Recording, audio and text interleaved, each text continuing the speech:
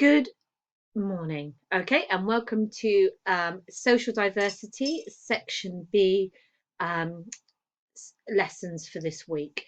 Now, we are looking to secure the procedural knowledge that means that we're going to be writing essays, really, over the next few lessons to build up that portfolio in which we demonstrate secure knowledge of both theories and concepts, but also how we apply it to different exam style questions. Okay, in other words, how do I use what I know about theories, ideas, and concepts in a practical way? So we are looking at a new paper this week and potentially into next week.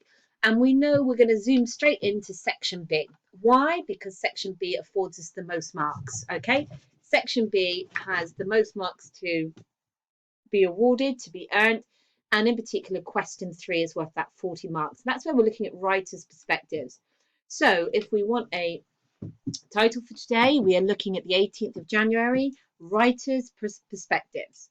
Okay, and really when we talk about a writer's perspective, we're asking ourselves this key kind of fundamental question: how does any writer present or represent their perspective or the perspective of someone else?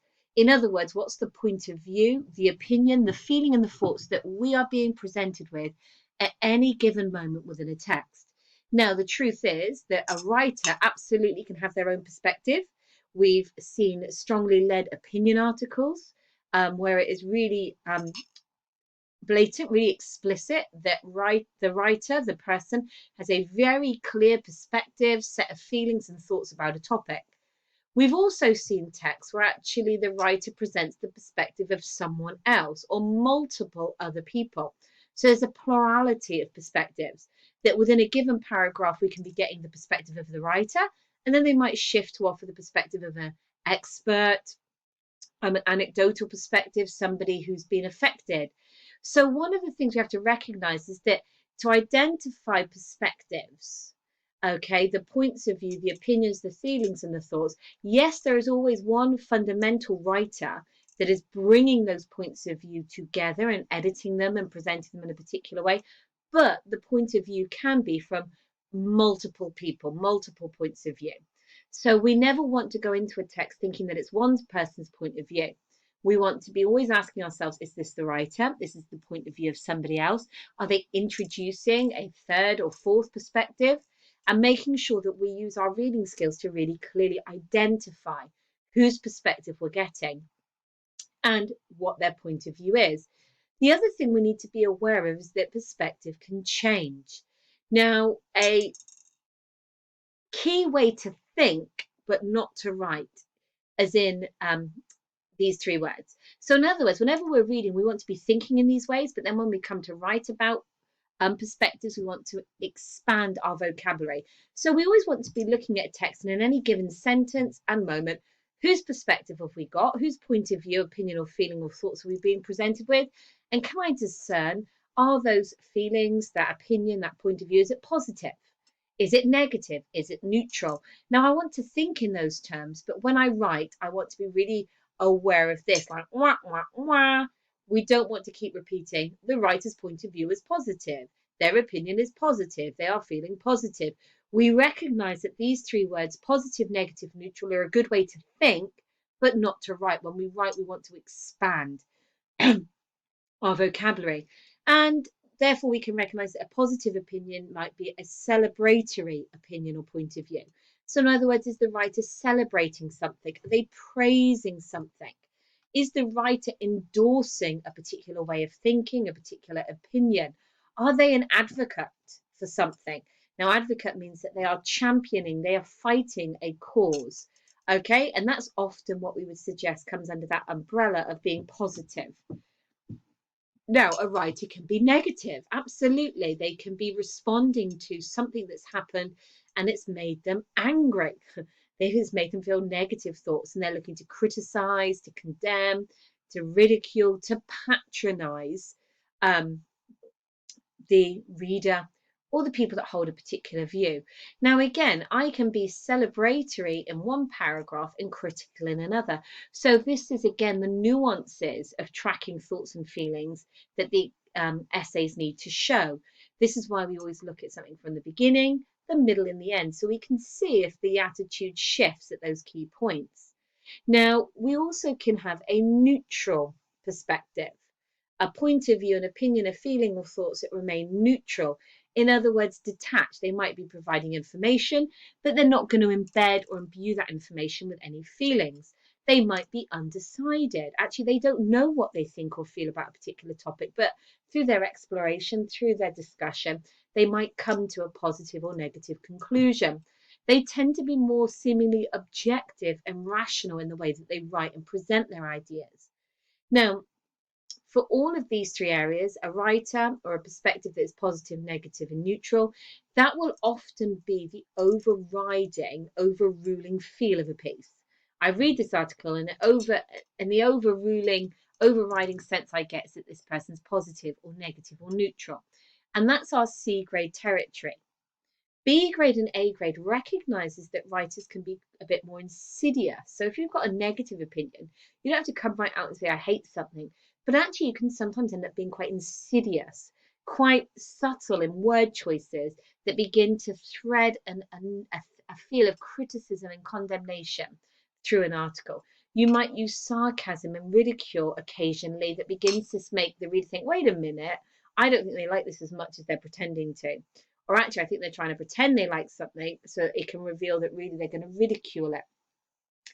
And similarly, when you've got a neutral point of view, you might feel that they start to make word choices that actually, are they really detached? Are they really objective? They might be using an objective, rational style to lead us to a very strongly opinionated idea. So it's always tracking ideas and seeing how they change. And we do that in these kind of 4 key areas. We think about lexical choices. Now, our word choices, our lexical choices are really key in demonstrating opinion and feeling. We can make positive word choices, negative word choices, neutral word choices. Okay, and we can always be conscious and mindful about writers' choice of words, particularly around nouns, adjectives, verbs, and adverbs. They can be really loaded with opinion. A writer's use of similes, metaphors, and figurative language are often signifiers of how they feel about something. So if you're using a simile or metaphor that has positive connotations, a positive association, then you're clearly trying to create a celebratory, maybe praising or endorsing of something. We always want to check the authorial perspective and voice. Now, the authorial perspective is that technical term for the writer. Is this the writer's point of view? Is this the writer's voice? Or are they at this moment giving us the perspective and the voice of somebody else? So we always want to be checking in as we track ideas. Whose idea is this? Okay, and finally, we want to think about the perspectives as relationship building, right? The writer is building a relationship with us in which they tell us what they think and feel, what their opinion is, their point of view is. And that then means that they can manipulate or position the reader in particular ways. And we can think about polarizing, universalizing, dramatization as kind of catchwords into the thoughts and feelings of a writer and their relationship, that they're trying to create between their reader. So how is the reader being positioned? Now, polarizing suggests that the writer doesn't care if we are polar opposites. So I hate this, I hate this, I hate this, and I don't care if you don't. So a polarizing position is where the reader is separate to the opinion or set against the opinion of the writer. The writer doesn't mind being quite controversial or presenting their opinion in such a clear, determined way that there's little room for negotiation, there's little room for argument. Okay, and they don't mind creating an us and them relationship between the reader. I think this, I don't care if you don't. Now, universalizing is the opposite. It's the assumption that everybody's already going to agree with them. So inclusive language, the use of we, us, our. So the reader is being positioned as to sharing the ideas of the writer. And if you don't share them, then you're an idiot, is the implication. Okay, so we get universalizing where the reader and the writer are aligned. We get polarization where there's separation of the two. And we get dramatization where the reader is positioned through stories. So through anecdote, through real world events, and the dramatization positions the reader to accept this almost like a story. Okay, so that's just a quick recap on the nuances, the layers that as we begin to explore two new texts this week that we're going to go to. So here is the question paper. Okay, so as we would expect, we're going to work through a question 3 and a question 4 over the next 2 weeks, and then we're going to cycle back round and probably do an evaluation essay as well. So text A and B are on the insert. Text A is an extract from the online article about attitudes to accents. It was published by the Canadian newspaper The Globe and Mail in 2013. Text B is an article about accents by a tutor. It is from the website tutorpages.com, which advertises private tutor services. The tutor elocution, the skill of clear and expressive speech and pronunciation. The article was accessed in 2017. Okay, now question 3 is the one we're going to focus on today. We're going to be looking and reminding ourselves of the skills to enable us to do this essay, to analyse how language is used in text A and B to present views about accents. In your answer, you should examine any similarities and differences you find between the two texts, and you should explore how effectively the text presents their views. Now, our primary goal today is to complete our reading, our first reading of these texts. And then tomorrow we'll approach them again with that analytical lens. Today is about reading for understanding. Tomorrow is for analysis. So really, actually, what we're doing today is this first level of reading. Okay, we want to know at the end of today's lesson what the writer is thinking and feeling about the issue. Okay, or what the text is thinking and feeling about the issue, or what other perspectives, other points of view were given. So really, we're going to read these texts to identify and interpret the different perspectives. And to do that, we're going to see some summary sentence stems. Okay, so we're going to keep it really simple, really gentle today. Again, just to guide us and take us into the process. Now next lesson, we will do the D, the E, the A, and the L. We'll do the analysis in the next lessons.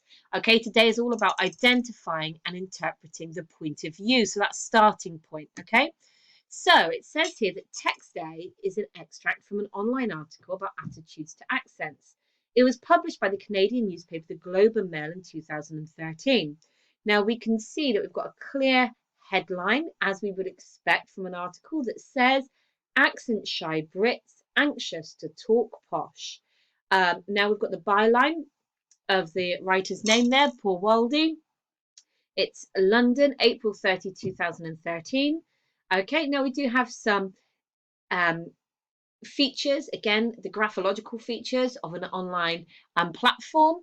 We've got in the red corner, literally, the logo of the publication. So there's the Globe and Mail's kind of logo.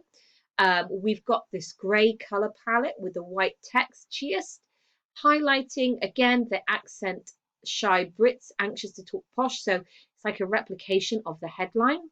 And in itself, then, we begin to think, well, what is the perspective, the feeling in this section? Is it positive, negative, ambivalent? Is it the perspective of the writer or another party? And then we're going to just talk about it, and then you're going to pause and copy and complete this sentence stem. In this headline, the perspective offered is that ... our feeling blank about. Okay, so that's all we're going to think about. How can we summarize this opening? Now, quick notice. Where is the Globe and Mail from, guys? Right, this is from Canada.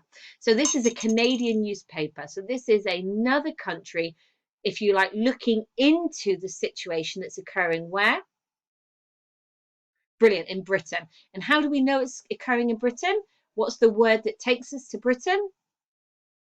Lovely, this use of the word Brits. So accent shy Brits anxious to talk posh. So if we're talking about perspective and feeling, we've got to go, there's got to be a hinge point in this headline, a word that's going to help us think about the feelings. Then we're going to ask ourselves, well, who's feeling that and why? And that's going to help us to complete this sentence. Okay, so what's the word that tells us what somebody is feeling? What word there is a feeling word? Can you tell me? Brilliant, anxious. Okay, so anxious is being used there. Now, anxiety would be the abstract noun. So it's not an abstract noun. Anxious here, the anxious boy, the anxious girl, is the abstract noun, anxiety, converted into the adjective. So our feeling in this headline, it introduces us to a feeling, a perspective of anxiety. So what does anxiety mean?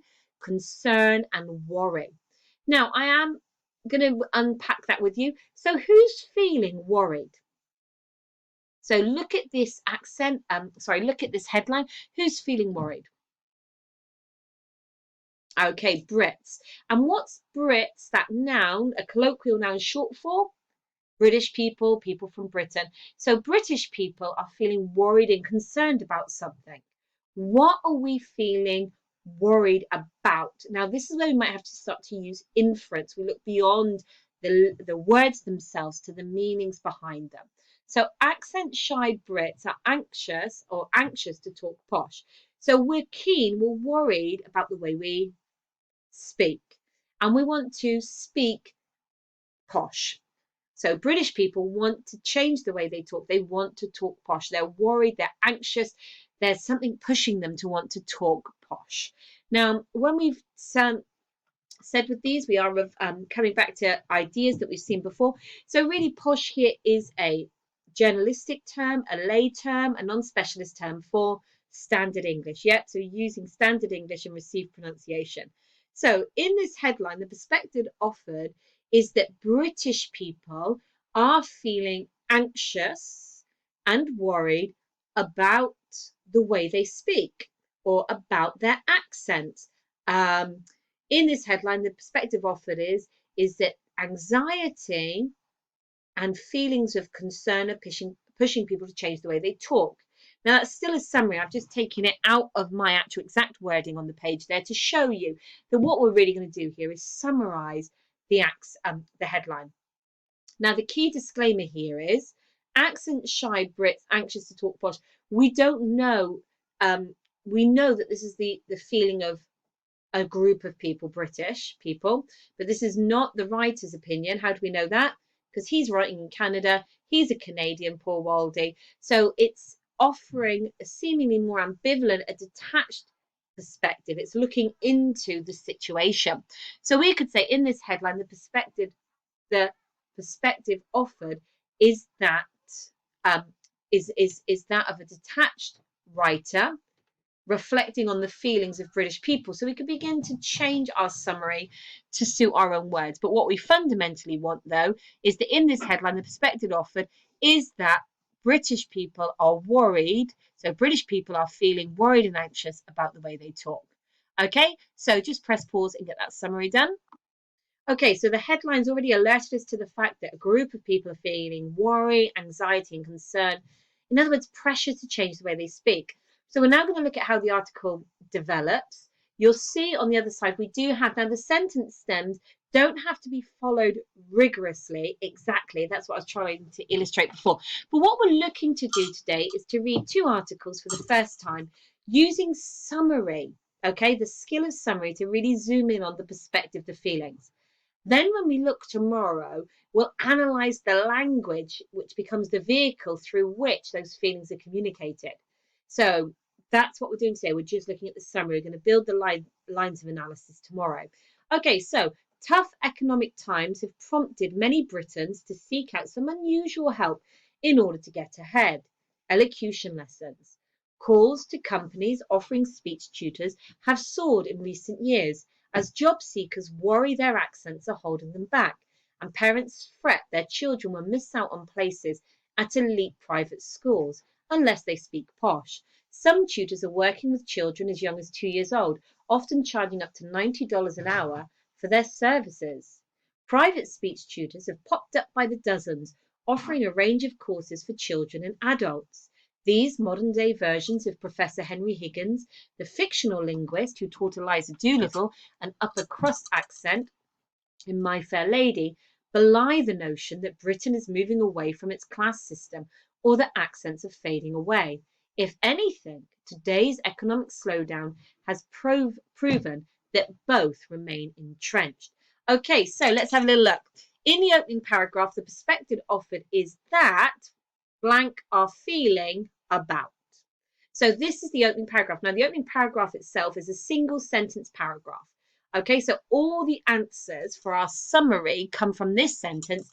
Tough economic times have prompted many Britons to seek out some unusual help in order to get ahead. Elocution lessons. Okay, so how are we going to summarize that? In the opening paragraph, the perspective offered is that are feeling about. So actually, what are people maybe really, what are we beginning to see emerge here? That actually the feelings of worry and anxiety of the headline are also linked to tough economic times. So there's a worry in Britain that people are feeling anxious about money. And actually, it's that anxiety about money that's going to prompt them to try and get some unusual help, elocution lessons. Okay, so in the opening paragraph, the perspective offered is that Britons, or many Britons, are feeling anxious about money in the economy and are seeking help. Okay, so that's one way that we could summarize that. Okay, if you don't do exactly the same, it's still just pausing in a minute to complete this summary. So let's just look at the phrasing here. Next, the feeling of about is causing people to. Sorry, I do see a typo though. It's causing people to. So what feelings continue into the second paragraph? Okay, and what's it causing people to do?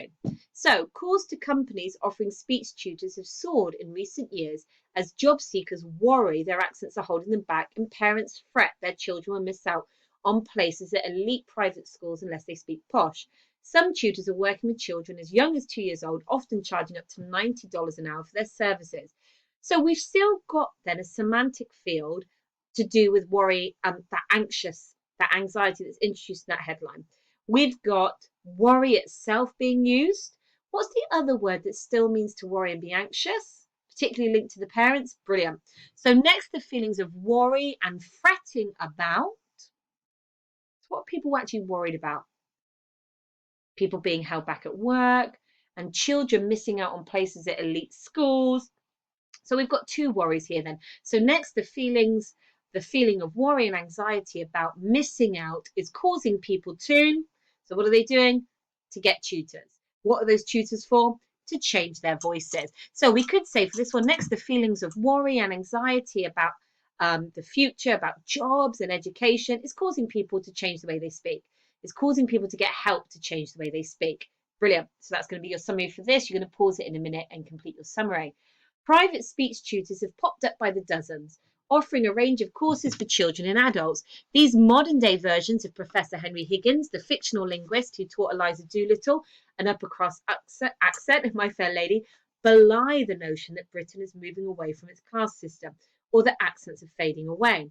If anything, today's economic slowdown has proven that both remain entrenched.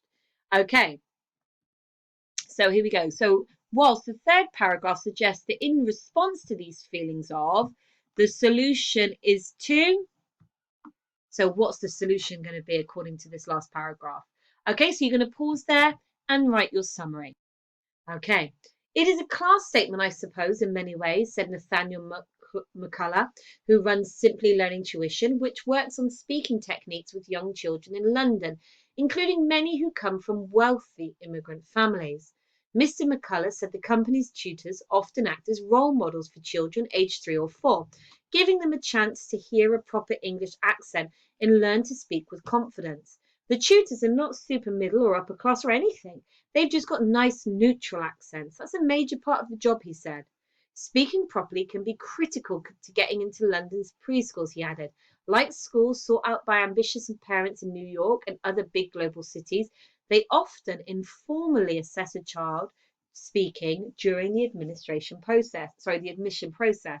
For many adults too, toning down a regional accent can make all the difference in getting a job or advancing in a career.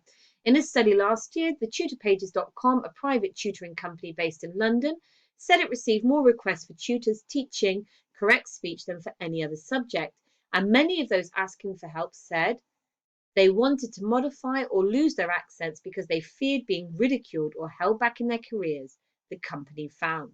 Okay, so we've got our summary statements here. We've got the information from the article that we've just read. So the article then introduces the perspective of who? He explains that his company. So really, I'm just looking for you to extract and complete this summary here, reminding us that we can get different perspectives. Okay, he suggests that if a child doesn't speak correctly, then they, which would add to a feeling of in people because. Okay, so what's he suggesting then? What's his approach? Okay, and then finally, a link is made between changing A in order to. So what's the final link then? What have we got to change in order to do something else? So there's a link being made here. Now, I'm not going to talk through this. This is building up your autonomy, but you're just going to copy and complete these sentence statements, and then we're going to look at text B. Now, interestingly, what we're seeing in this paper today is the way in which sometimes the texts are chosen, because the Canadian article we've just looked at and summarised makes explicit reference to the tutorpages.com, which is where text B is from. So text B is an article about accents by a tutor. It is from the website thetutorpages.com, which advertises private tutor lessons. The tutor teaches elocution, the skill of clear and expressive speech and pronunciation. The article was accessed in 2017. So what's the perspective and feeling of this text going to be? Is it going to be positive, negative, ambivalent? If it's positive, what's it positive about? If it's negative, what's it negative about? And if it's trying to be ambivalent and neutral, where does that neutrality come from? Now, are we getting through this text the perspective of one writer or another party? Now, I just want to draw attention here that although it's an article, it is already being linked to the purposes of advertising. There you go. It advertises private tutor services. So advertising has a very different perspective, a very different purpose than other types of texts, because advertising means we're trying to convince you to buy into this idea, into this product. Okay, so an advert demands a response or wants a response. It's working for that response. So the tutor teaches elocution, the skill of clear and expressive speech and pronunciation. And the article was accessed in 2017. Okay, so remember, we're just doing our summaries today. Okay, we're going to look at the analysis, how we anchor our summaries to language and analysis tomorrow. All right, so the way we speak can change our life. Please log in to see tutor details, subject elocution accent reduction, last updated the 1st of the 2nd, 2015, tags, accent reduction, elocution lessons, received pronunciation. So we're immediately aware here, the graphological features signifying, highlighting to us that we are looking at an online article. It's interactive. Each of those blues means you click on this and it will redirect you. Also, that we are on a very particular website. This isn't a website that would get accidental traffic, if you like. People are coming here for a particular purpose to potentially find out and employ a tutor. So it's designed to be informative. But what else is it designed to be? It's going to be pro and for the work of the tutors, isn't it? It's going to be promoting the tutors, promoting the service they offer. So already then they're offering the services of elocution, which is about speech change, accent reduction, it says there.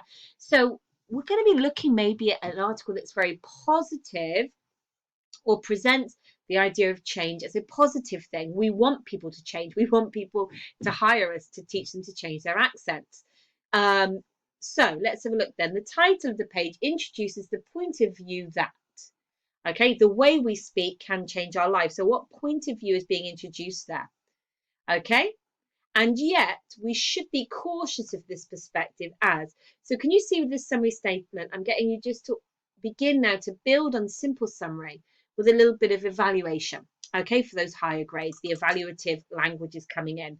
The title of the page introduces the point of view that, and yet we should be cautious of this perspective as. So remember what we've said, that this is an advertising page, that this is selling something. So why do we need to be cautious? Because of them telling us that the way we speak can change our life. Okay, so copy and complete your summary. Now, again, we're going to just, and then we'll end here, okay? So you're not going to hear my voice for much longer, but you'll take the time you need to complete your summaries, okay? So received pronunciation, RP, was once the gold standard in speech. And now we find it's much more acceptable to have a modified RP accent, which reflects the dynamic language we enjoy. Most people have an opinion about the various accents around the country, and there is a common acceptance that a regional accent reflects a person of particular social standing.